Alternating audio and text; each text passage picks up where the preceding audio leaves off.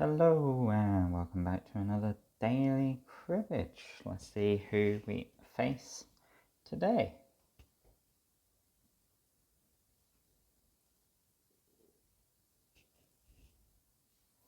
Alright, we got Paul. And we cut King and Queen. We're the first dealer. Ace 4 is good to keep because it does improve to more, but throwing away 10 Jack is a little scary. But we'll do it. 10 Jack improves to some good things. We get to 10 points in hand. Our opponent does have 2 points in the crib though, so we have to be a bit careful. However, our opponent shows us a 10, so they probably don't have triple 10 in the crib, which is nice. And since they've kept all of their 5s in their hands for a massive hand, we hope that the Jack 10 doesn't do too much in the crib. Nope, they actually had a Queen in there. Okay. Yeah, the computer likes a slightly safer Ace 4 Jack Jack, but our hand does score a little bit more. Okay, opponent's at 32 points already. We have to work a little bit of magic, so see if we can get something going. Alright, an 8 is kind of magical because, well, okay, so the 10 here is maybe a slight misplay, but yeah, I think it was much better to play a 9. Anyway, the 8 on top is pretty good for us. We get 16 points. Our opponent's already at the second milestone in 2 rounds. They're going very fast. We need to either catch up or slow them down or both. And we have to get lucky because when you're behind you do need some luck in order to catch up. 9 is kind of lucky, so we'll take that. And we'll play the Jack here, because if our opponent has an 8, we don't want them to score 3 points for the run. So our opponent has an Ace at the end. Nope, they get another last card. Yeah, so our opponent is really far ahead. They're continuing to score really big. The ways that we sort of win here are we have 2 real options. Either our opponent slows down a lot or we get really lucky or some combination.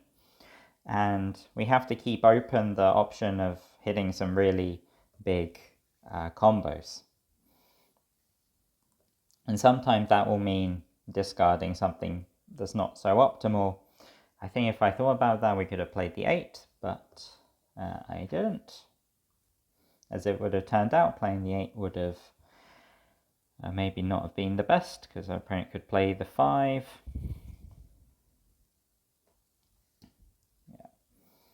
Yeah, so the reason why you end up having to select non-optimal discards when you're behind is that you need to get some really strong hands. You need to get some combos that aren't guaranteed. And in order to do that, you have to sacrifice some of the expected value of your hand in order to lean into some of the variance. Because while you're still trying to get points, your opponent is also getting points at a similar rate. Okay, this is nice 5-10. We don't have to worry too much here. We get 12-point hand. Really nice. And our opponent probably has 9s because they led a 9, but I think our opponent also has 7s a lot of the time, so no good option there. I think our opponent... I said that by playing the 2, I'm really saying I think my opponent has more 7s than 9s, but... And if our opponent does play a 7 there, we get 2 points for the go. Opponent's at 94, we're at 79, so we need a lot of stuff to go our way in order to get anywhere. Let's see if our opponent has any 6s. No 6s. They got a 7 and they cut the 3, so they do get some extra points. And a lot of points in the crib. The 2-3 discard paying dividends. I think that we're going to be very lucky if we get out without being skunked. We do have the points for it, can we... that was a tricky one, whether to play the 7 or the 8. I'm not entirely sure. Okay, that looks like 9, 9, 10, so 8 points. And that is a good game. Got absolutely destroyed that game. Let's go back and examine some of the things that went wrong. There were a couple of misplays that I definitely noticed, but I think there are a lot of things we can learn from this game. Okay, so the first point is about this hand, the very first hand. We've got ace, 4, 4, 10, jack, jack. We are pwn, and when we look at this hand, there are a couple of discards that we can consider. I went for the 10 jack, and the idea is that it keeps 6 points, but it also improves a lot more. It's just the highest averaging hand. So if you want to play sort of expected average, you would play 4, 10 here, because it's a lot safer in the crib. Your opponent doesn't have opportunities to make that many runs through your 10. Whereas when we throw away 10 jack, our opponent can get runs with 9s and queens.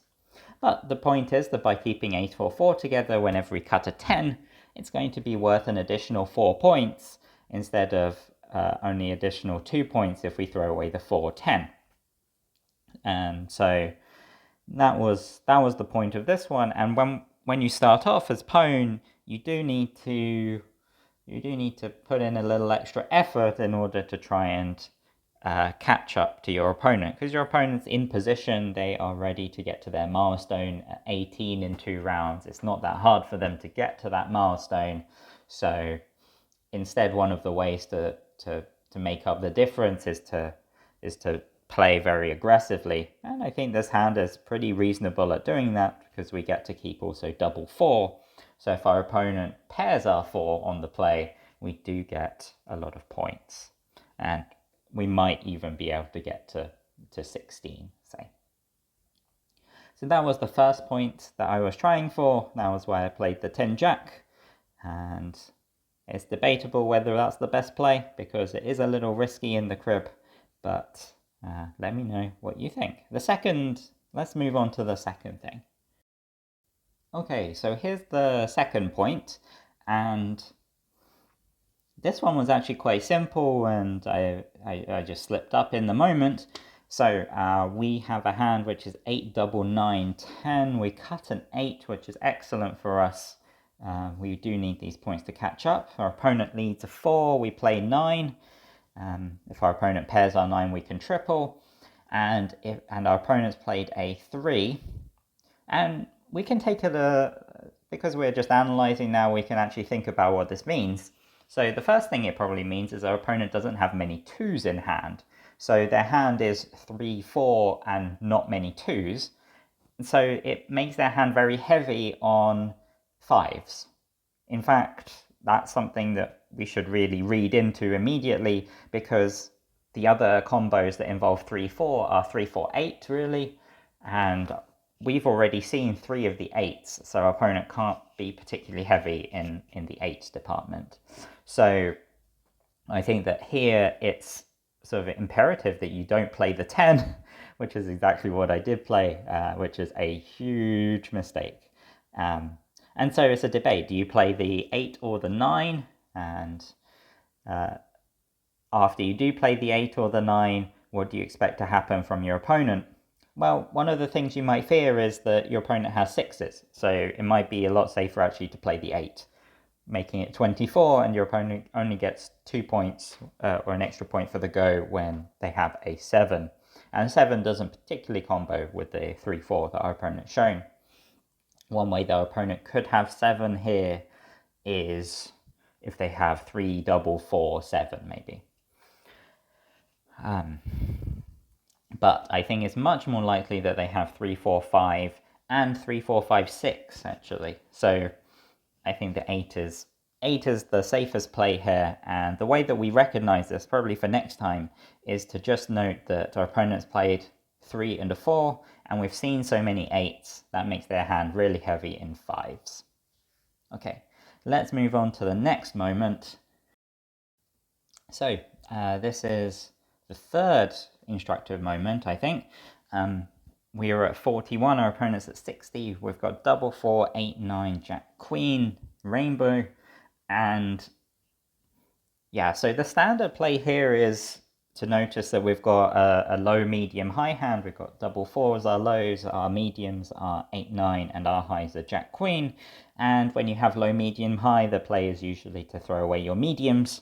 And the point is that the amount of points that you get by discarding your medium cards is a lot higher than the amount of points you lose by not keeping a hand that improves in many ways. So by keeping 4, 4, 8, 9, you keep the best possible hand, because whenever you cut a 3 or a 2, which is 8 cuts, you improve to 6 points.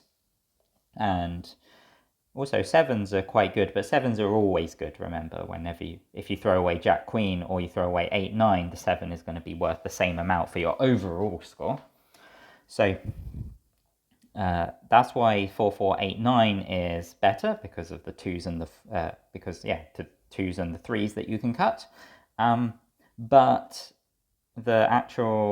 on balance, that's going to be balanced out quite well by throwing away 8, 9 into the crib, and 8, 9 is going to score quite well because your opponent will throw away 7s and 10s into your crib, not necessarily at the same time, but just as one-offs. And hindsight's kind of 2020. We ended up cutting an ace, so it was kind of sad that we didn't keep the 4, 4 Jack, Queen, which is one of the main outs. But the thing that I kind of liked here is all of the different numbers that we get to play with. So by having 4, 4, 8, 9, we do get a little bit of extra flexibility on the play.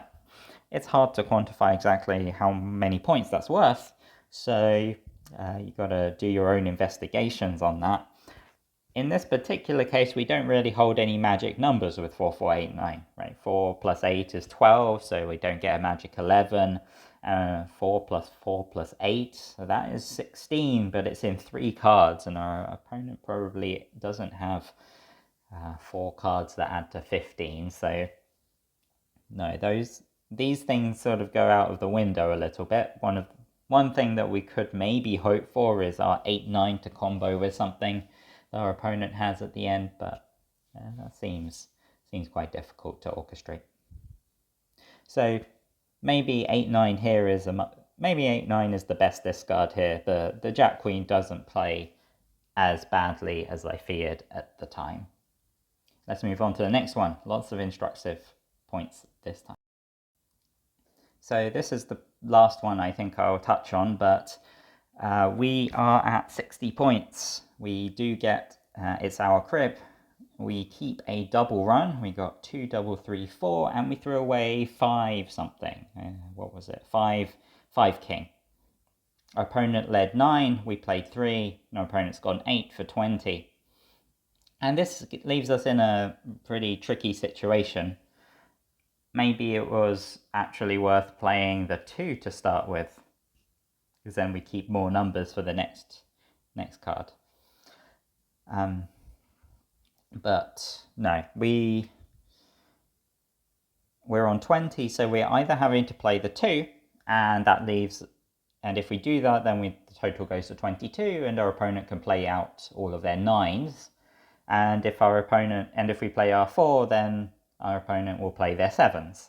So what's more likely? Does our opponent have more 9s or more 7s?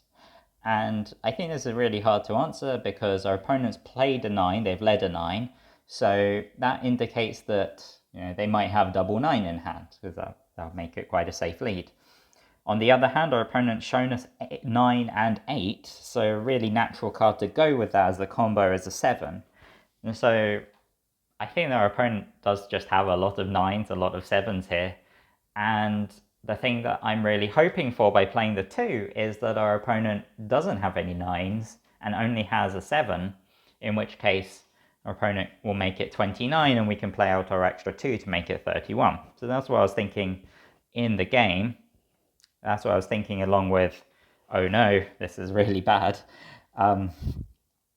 So how can we tell whether our opponent has more 9s and 7s here?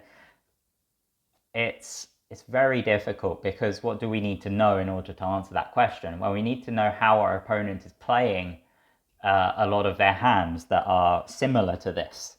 So if our opponent has a hand which doesn't have a pair of 9s in and an 8, do they lead the 9? Would they prefer to lead an 8? And if I put myself in my opponent's shoes, I think I'm leading the 8 there. So I think that it's possible to hard read a 9 in our opponent's hands. It's always very risky though when you make really bold reads like that. But I think that's a way we can sort of arrive at that scenario. If our opponent doesn't have a 7 in hand, is that possible?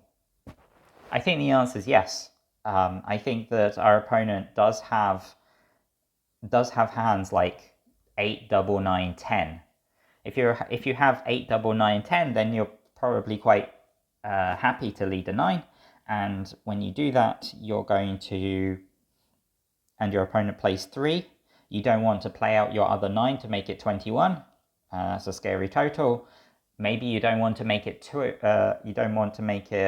22 with your 10. Maybe that's a little bit scary as well. So you make it 8 instead. And yeah, I think that sort of makes sense. That makes sense in the kind of lines that you could play out with certain hands.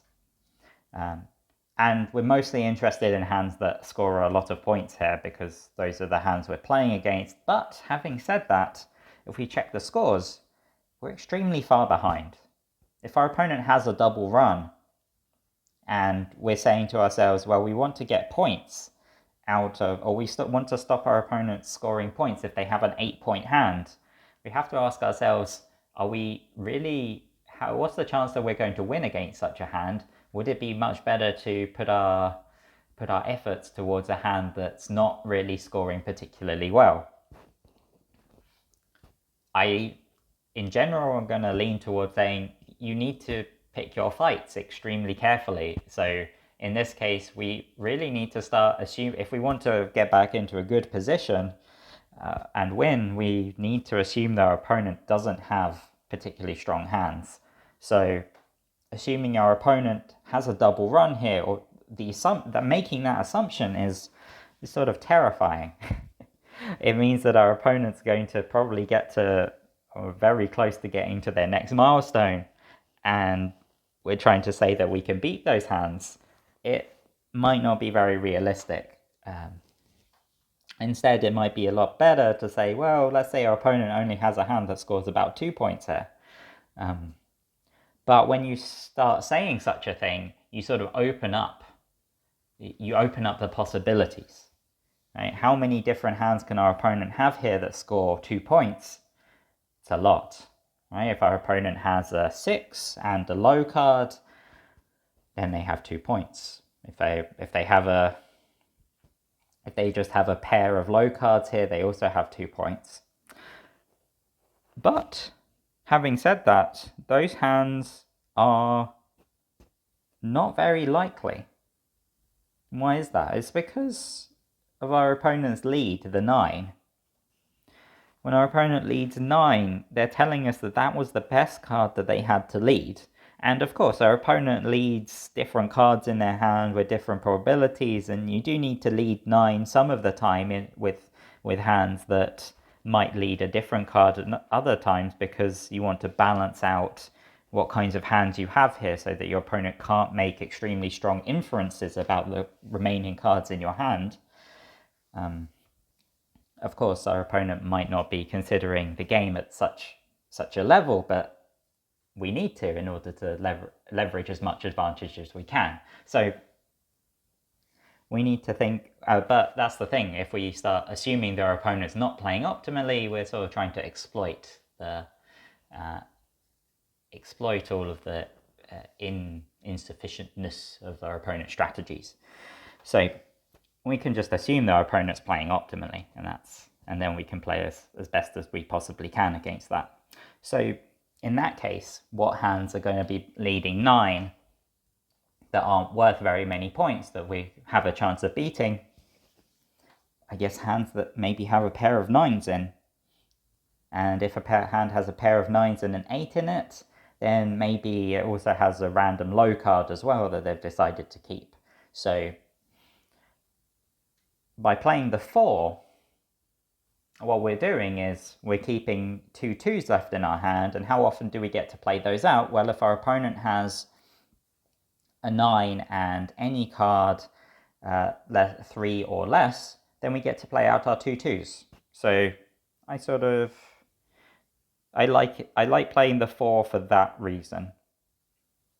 So I think that I think that the moral here, and it's taken me a long time to get to it, is that we should really be assuming our opponent has a pair of 9s, and in the grand scheme of the game, we need to really hope that that's the only points in our opponent's hand.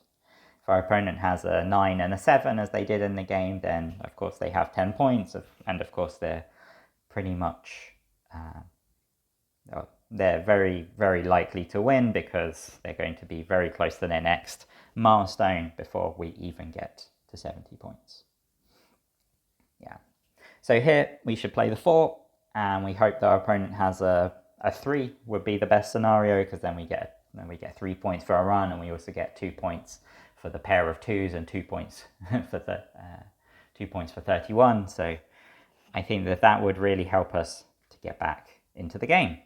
We, of course, do have a good hand and we have a good discard, so there is a chance that we could get back into the game this round if our opponent has a bad hand. And we sort of need to hope for that in this case. All right, so we went kind of deep into the last situation. I hope you enjoyed that, and a lot of mistakes, but a lot of learning points here. So I took away a lot from that game, and I hope you did too. And I'll see you for another daily cribbage. Bye for now.